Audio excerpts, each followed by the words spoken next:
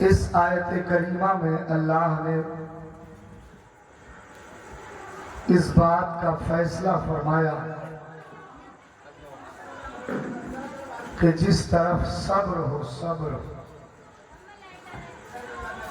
وہ حق پر ہے، اور جس طرف صرف نماز ہو وہ حق پر نہیں ہے۔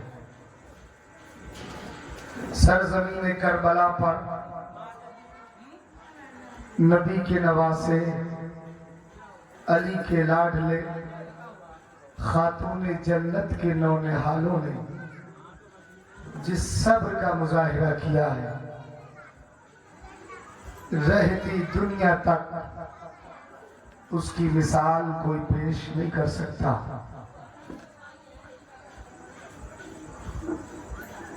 امام عالی مقام اہل بیت اطہار، میرے حسین کے تمام گھر والے اپنے خیموں میں نمازیں ادا کر رہے تھے۔ 3 دن کے پیاسے ہیں حسین، بھوک اور پیاس نے نڈھال کر دیا۔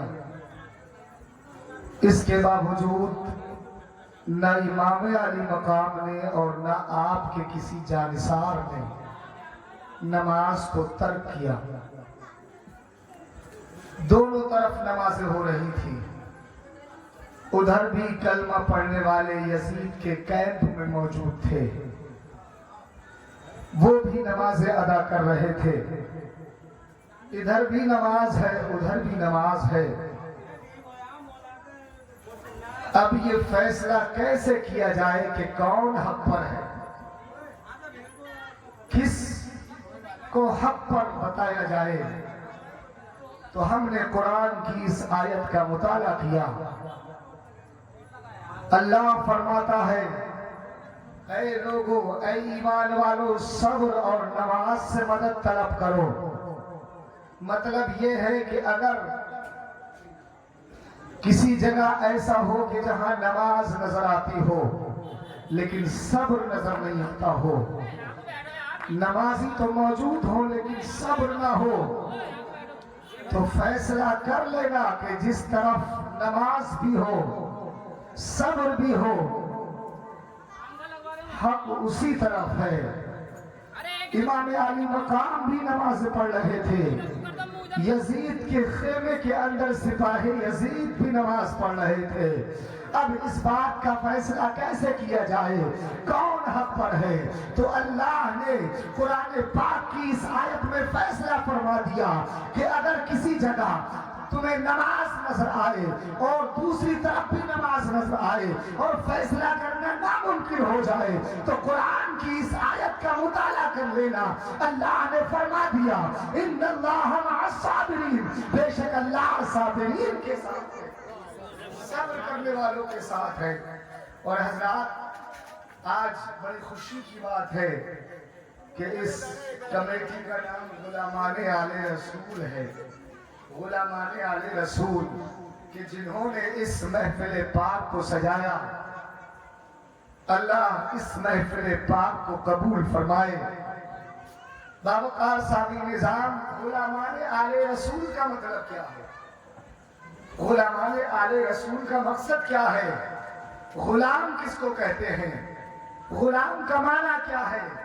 اور آل رسول کا معنی کیا ہے؟ اس پوسٹر پر، اس فلیکسی پر لکھا ہوا ہے غلامان آل رسول۔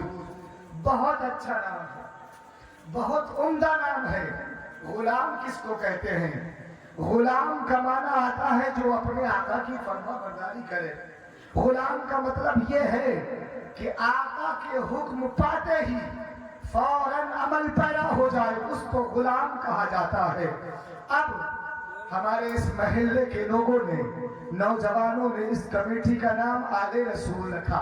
غلامان آل رسول کا مطلب یہ ہے کہ جو آل رسول کے فرما بردار ہو، جو آل رسول کے فرامین پر عمل کرنے والا ہو، جو آل رسول کے کردار پر عمل کرنے والا ہو، جو حسین کے کردار پر عمل کرنے والا ہو، جو حسین کی زندگی کے لمحات کو اپنے سامنے رکھ کر اپنی زندگی گزارنے والا ہو، جو امام عالی مقام کے افعال اور کردار کو دیکھ کر ان کے مطابق زندگی گزارنے کی کوشش کرے، وہ ہے حسین کا غلام۔ حسین کی زندگی کیسے گزری ہے تو سنو، حسین کی زندگی نمازوں کے سائے میں گزری ہے، حسین کی زندگی عبادت کے سائے میں گزری ہے، حسین کی زندگی صبر کے سائے میں گزری ہے، حسین کی زندگی قرآن کی تلاوت کرتے ہوئے گزری ہے۔ اب جو حسین کا غلام ہے اسے امام علی مقام کے نقش قدم پر چلنا پڑے گا، تب وہ حسین کا غلام ہوگا، تب وہ غلام آل رسول ہوگا۔ امام علی مقام کی زندگی کا ایک ایک لمحہ جب ہم دیکھتے ہیں تو ان کی زندگی کا ایک ایک لمحہ کبھی عبادتوں میں نظر آتا ہے، کبھی ریاستوں میں نظر آتا ہے، کبھی تلاوت میں نظر آتا ہے، کبھی میدان کربلا میں آخری سجدے کے لیے آخری زور سخت کرتے ہوئے نظر آتا ہے۔ نعرہ حیدری، نعرہ تکبیر، نعرہ حیدری۔ امام عالی مقام کے غلام ہیں ہم۔ غلامی کا دعویٰ کرنا بہت آسان ہے، لیکن غلامیت پر چلنا، اپنے آقا کے حکم کے مطابق زندگی گزارنا، یہ بہت مشکل ہے۔ وہ دیکھو سرزمین کربلا پر حسین نے تیروں کی بارش میں، تلواروں کے سائے میں بے شمار زخم آ چکے ہیں، فاطمہ کا لال لہو لہان ہو چکا ہے۔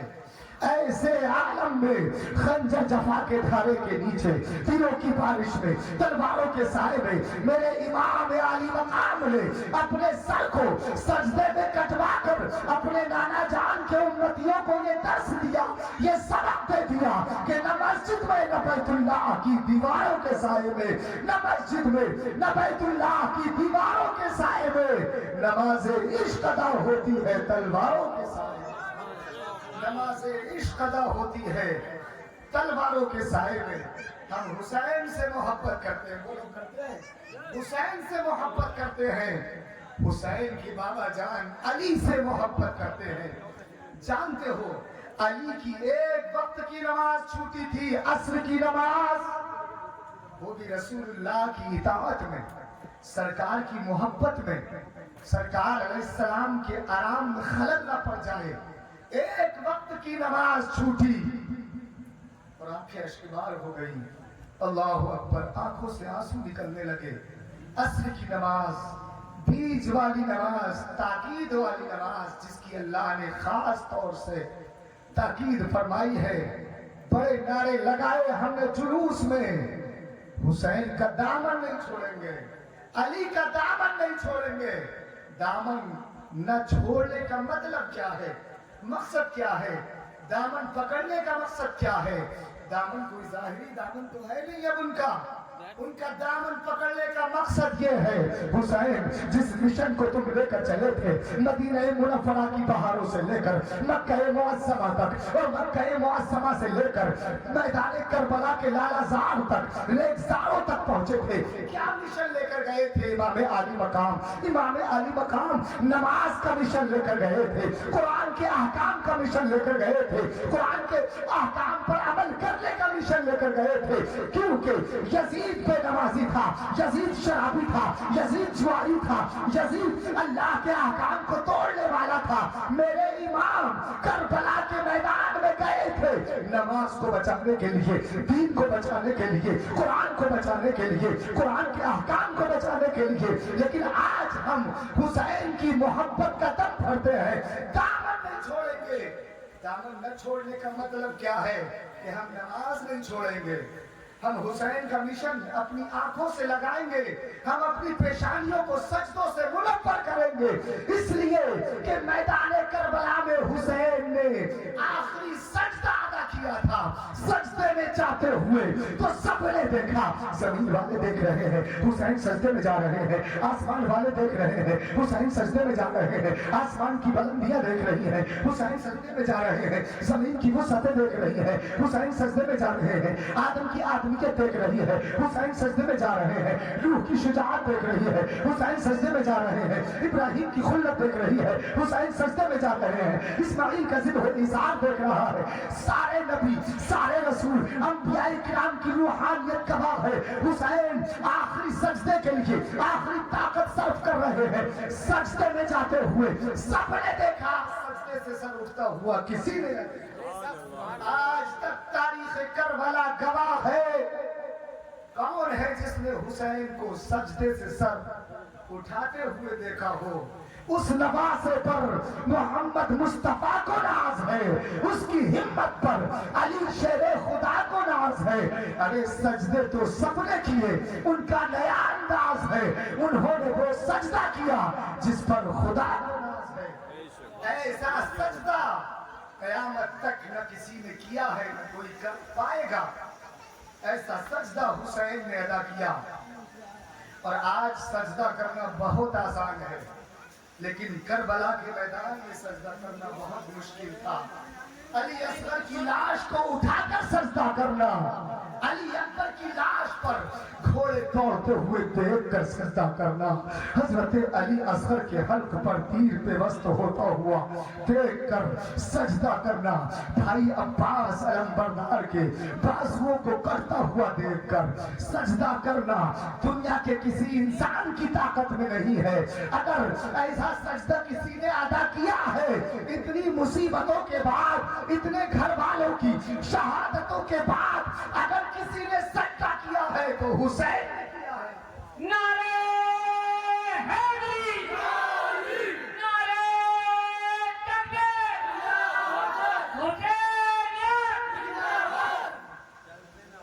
باوقار سامع نظام امام الانبیاء صلی اللہ علیہ وسلم نے جب حسین کے کان میں اذان پڑھی تھی اور پھر اذان پڑھنے کے بعد نگاہ مصطفیٰ راغب دوش پیغمبر سے ملی، حسین سے میرے آقا کی نگاہ ملی، نگاہوں میں کوئی بات ہو گئی۔ میرے آقا نے فرمایا حسین یہ آواز امام الانبیاء کی ہے، یہ آواز سید المرسلین کی ہے، جو تمہارے کانوں میں اذان پڑی ہے یہ نبی نے اذان پڑی ہے، رسولوں کے سردار نے اذان پڑی ہے، خاتم النبیین نے اذان پڑی ہے، امام النبیین نے اذان پڑی ہے۔ اے حسین اس اذان کا خیال رکھنا، اس آواز کا خیال رکھنا۔ میرے حسین نے عرض کیا نانا جان آج اگر آواز آپ کی ہے تو کان حسین کے ہیں، کان حسین کے ہیں، اذان آپ نے پڑی ہے، آواز آپ کی ہے، آپ کا یہ نواسا میدان کربلا میں اس اذان کا حق اس طریقے سے ادا کرے گا، اس طریقے سے ادا کرے گا کہ آخری وقت میں بھی اپنے سجدے کو چھوڑنا گوارا نہیں کرے گا۔ نعرہ حیدری،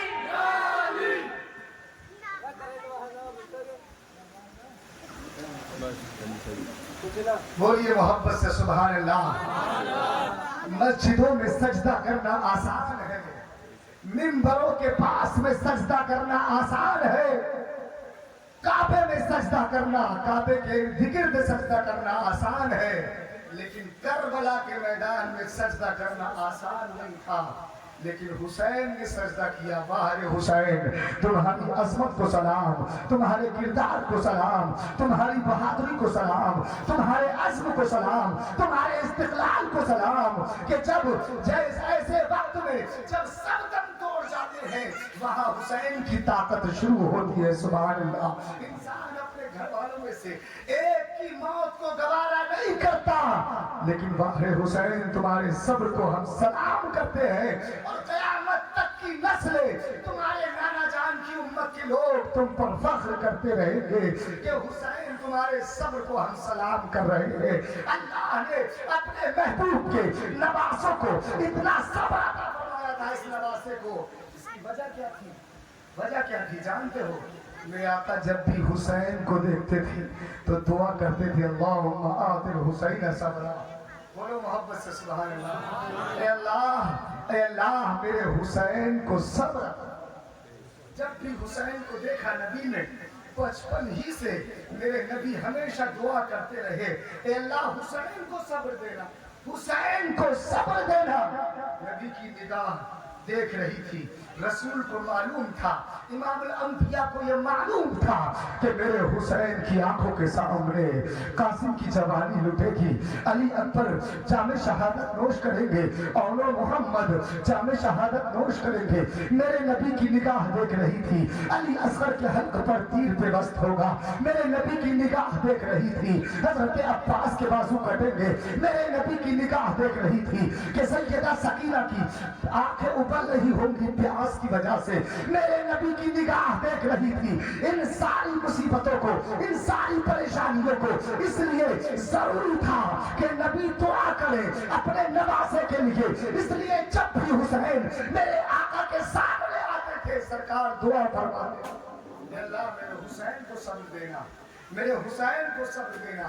इजाबत का सेहरा, इनायत का जोड़ा दुल्हन बन के निकली, दुआए मोहम्मद इजाबत में झुककर गले से लगाया, बड़ी नाज से जब दुआए मोहम्मद। तो हज़रात उलमाए आले रसूल का मकसद ये है कि उनके मिशन को देखो, मिशन मकसद हुसैन क्या था। करबला में जाने का कोई खुशी नहीं थी, ये अपने घर के सारे लोगों को तहे तेज करा दिया, रसूलुल्लाह के बाग को पूरा वीरान कर दिया गया, पूरा बाग उजाड़ दिया गया। मकसद हुसैन क्या था? सिर्फ यही मकसद था, इस्लाम की सही तस्वीर, सही रुख, सही चेहरा मेरे नाना जान की उम्मत के सामने चला जाए। अगर मेरे हुसैन अपने पाक हाथ को यजीद के नापाक हाथ में दे देते तो मकसद क्या होता इसका कि हुसैन उसकी सारी अय्याशियों से राजी हो गए। जो अहकाम इलाहिया को वो तोड़ रहा था, नमाजों को छोड़ता था, शराब पीता था। आजकल हमारे नौजवानों में भी शराब पीने की आदत बहुत पड़ गई है। बाहर रहते, बाहर काम करने के लिए जाते हैं, कितने नौजवान ऐसे शराब और अब तो इंग्लिश वाली पी रहे हैं, कौन सी है वो, बियर इस्तेमाल कर रहे हैं। इमाम अली मकाम के सामने एक दिन यजीद बैठा हुआ था, यजीद, और उसने शराब का जाम लगाया, शराब पी यजीद ने और एक गिलास मेरे इमाम की तरफ बढ़ाया, नाउज़ुबिल्लाहि मिन ज़ालिक, एक जाम इधर बढ़ाया। इमाम ने फरमाया, वो नाहंजात, ए नालायक इंसान, सुन, तू देख नहीं रहा है तेरे सामने कौन है? मैं नबी का नवासा हूँ, अली का लाडला हूँ, खातून जन्नत का नौनिहाल हूँ। ऐ यजीद, मैं हरगिज़ ऐसा नहीं कर सकता, ये पीना तो दूर की बात है, मैं इसके बारे में सोच भी नहीं सकता। लेकिन आज हमारे नौजवान, अल्लाह ने जिंदगी दी है, जवानी दी है, ताकत दी है, तरह तरह की चीजें इस्तेमाल कर रहे हैं। कोई चीज इस्तेमाल कर रहा है, कोई गुटखा खा रहा है, कोई सिगरेट स्मोकिंग कर रहा है, सिगरेट पी रहा है। जानते हो ये सब चीजें इंसान की जिंदगी को बर्बाद करने वाली है। चंद दिन मजा है, चंद दिन ये ताकत है आपके बदन में। मेरे हुसैन करबला के मैदान में इसीलिए गए थे कि इसने शराब को जायज कर रखा था। जो अल्लाह ने जिन चीजों को मना किया था, हराम किया था, इसने उनको हलाल कर दिया था। मेरे इमाम सब कुछ गवारा कर सकते थे, लेकिन कुरान के एक हुक्म में कोई तब्दीली आ जाए। हुसैन ने करबला के मैदान में ऐलान कर दिया कि हुसैन अपने घर वालों की जुदाई को गवारा कर सकता है। हुसैन कुरान के एक हर्फ के खातिर अपने खून का एक कतरा बहा सकता है, लेकिन कुरान के एक हर्फ में भी तब्दीली आ जाए, चेंजिंग आ जाए, एक हुक्म को भी बदल दिया जाए, मैं ये हरगिज़ गवारा नहीं कर सकता। मुअज़्ज़ज़ हाज़रीन किराम, नौजवानों से खास तौर से मेरी गुजारिश है, अल्लाह के लिए जिंदगी अमानत है, अल्लाह की अमानत है, इसका हिसाब है। अल्लाह ने तुम्हें अमानत के तौर पर जिंदगी दी है, इसको बर्बाद मत होने दो। रात भर जाग कर अपनी नींद खराब करके अपने सेहत का ख्याल रखो, रात भर मत जागो। नशा आवर चीजें, चाहे वो कोई भी चीज हो, गुटखा हो या बीड़ी या सिगरेट या कोई शराब हो, जब ये चीजें दुरुस्त नहीं है, हमारी सेहत के लिए नुकसानदेह है, तो हम इनको क्यों इस्तेमाल करेंगे? گے؟ اپنی زندگی کو کیوں برباد کریں گے؟ اللہ کی امانت کو کیوں برباد کریں گے؟ اللہ ہم سے حساب لے گا۔ اے میرے بندے، میں نے تجھے زندگی دی تھی، میں نے تجھے اپنی امانت کے طور پر زندگی دی تھی، تجھے دنیا میں بھیجا تھا، کس لیے بھیجا تھا، کس کام کے لیے بھیجا تھا؟ سن، اللہ قرآن میں 27 میں بارے میں ارشاد فرماتا ہے، وَمَا خَلَقْتُ الْجِنَّ وَالْإِنسَ إِلَّا لِيَعْبُدُونِ، میں نے جن اور انسانوں کو صرف عبادت کے لیے پیدا کیا ہے، صرف عبادت کے لیے۔ حضرات میرا وقت 10 منٹ کا تھا اور ہو سکتا ہے کہ ٹائم آگے بڑھ چکا ہو، اس لیے میں اپنی گفتگو انہی الفاظ پر ختم کرتا ہوں۔ مولا کریم سے دعا ہے، اللہ میں نے جو بھی کچھ کہا ہے اس میں کوئی خامی ہو، مولا کریم مولا حسین کے صدقے معاف فرمائے، اور سب سے پہلے مجھے اور آپ سب کو عمل کی توفیق عطا فرمائے۔ دیوار بولتی رہی، در بولتا رہا، لوٹے تو ام ہانی کا گھر بولتا رہا، آئے گئے نبی سر عرش بار بار، سدرا پر جبریل کا پر بولتا رہا، تھرا گئے یزید کے سبھی لشکر و سپاہ، نیزے پہ بھی حسین کا سر بولتا رہا۔ نعرہ حیدری، نعرہ تکبیر، حسینیت، حسینیت۔ وقار سامی نظام تو امام عالی مقام نے نیزے پر چڑھ کر قرآن سنایا، سبحان اللہ، یہ ہے حسین کی زندگی۔ نیزے پر چڑھ کر جسم مبارک سے سر مبارک جدا ہے، نیزے پر بلند ہے، شہید کرنے کے بعد نیزے پر چڑھایا، چاہے ظالموں نے جو بھی سوچ کر نیزے پر بلند کیا ہو، لیکن حسین کا سر مبارک جاتے جاتے نیزے پر سوار ہو کر، نیزے پر بلند ہو کر دنیا والوں کے سامنے یہ پیغام دینا چاہتا ہے کہ دیکھو، حق ہمیشہ سر بلند ہوتا ہے، حق کو ہمیشہ سر بلندی نصیب ہوتی ہے۔ حسینیت یہ نہیں ہے کہ رات بھر جاگو اور فجر کی نماز چھوڑ دو، حسینیت یہ نہیں ہے کہ پورا دن علم اٹھاتے رہو اور عصر کی نماز چھوڑ دو۔ عباس علم بردار نے بازو کٹا دیے تھے لیکن اسلام کی شان کو جانے نہ دیا تھا، اسلام کے جھنڈے کو گرنے نہ دیا تھا، اسلام کے علم کو گرنے نہ دیا تھا، اس لیے کہ یہ اسلام کا جھنڈا، اسلام کا علم کس نے دیا تھا؟ امام علی مقام نے دیا تھا، اور حضرت عباس نے یہ وعدہ کر لیا تھا کہ اس جھنڈے کو گرنے نہ دوں گا۔ حضرات، حضرت عباس علمبردار کے بازو کٹ گئے تھے، آپ نے اپنے دانتوں میں جھنڈے کو دبا لیا تھا اور اس بات کا خیال رکھا تھا کہ حضرت عباس پہلے گرے تھے، بعد میں جھنڈا گرا تھا، بعد میں علم گرا تھا۔ اس لیے ہم نے عباس کے کردار سے پوچھا، اے عباس، ایسا تم نے کیوں کیا کہ تم پہلے سواری سے گرے بعد میں جھنڈا گرا؟ تو حضرت عباس کے کردار نے پکار کر کہا، سنو، میں نے اس لیے ایسا کیا کہ اگر میں پہلے جھنڈے کو گرنے دیتا تو اسلام کی شان گر جاتی، اور میں یہ نہیں چاہتا تھا کہ اسلام کی شان گرے، اسلام کا مقام بلند رہے، یہ چاہتا تھا۔ اس لیے ایک مسلمان اپنی جان دے سکتا ہے، اسلام کی شان نہیں دے سکتا۔ تم علم اٹھاتے ہو، تم رات بھر تازیوں میں جاگتے ہو، فجر میں چار آدمی فجر میں، ایک سب بھی مکمل نہیں۔ حسین کا مشن اپنے سامنے رکھو، یہ نہیں کہ صرف محرم کا مہینہ آئے تبھی یاد کر لیا حسین کو، ہر زمانہ میرے حسین کا ہے، بولو سبحان اللہ۔ دانا دانا میرے حسین کا ہے، ایسا نانا میرے حسین کا ہے، ہر زمانہ میرے حسین کا ہے، ہر دن میرے حسین کا ہے، ہر رات میرے حسین کی ہے۔ اس لیے چاہے کوئی سی بھی رات ہو، 10 محرم الحرام کی رات ہو یا اور کوئی رات ہو، اپنی راتوں میں اس طریقے سے بیدار رہو کہ فجر کی نماز نہ چھوٹنے پائے، فجر کی نماز نہ چھوٹے۔ نہ وہ طوفان کے دھاروں کو بنایا ہم نے، بستر آگ کے شعلوں پہ بچھایا ہم نے، جان دی عظمت ایمان کو جانے نہ دیا، عظمت دین پہ سر اپنا کٹایا ہم نے، عظمت دین پہ سر اپنا کٹایا ہم نے۔ یا ایھا الذین آمنوا استعینوا بالصبر والصلاۃ ان اللہ مع الصابرین۔ اے ایمان والو، صبر اور نماز سے مدد طلب کرو. جب مصیبتوں میں گرفتار ہو جاؤ, کوئی راستہ نظر نہ آئے, جب مصیبتیں آپ پر ٹوٹنے لگیں, جب پریشانیاں چہرہ دکھانے لگیں, تب نماز سے مدد طلب کرو, صبر سے مدد طلب کرو. ان اللہ مع الصابرین وما علینا الا البلاغ. السلام.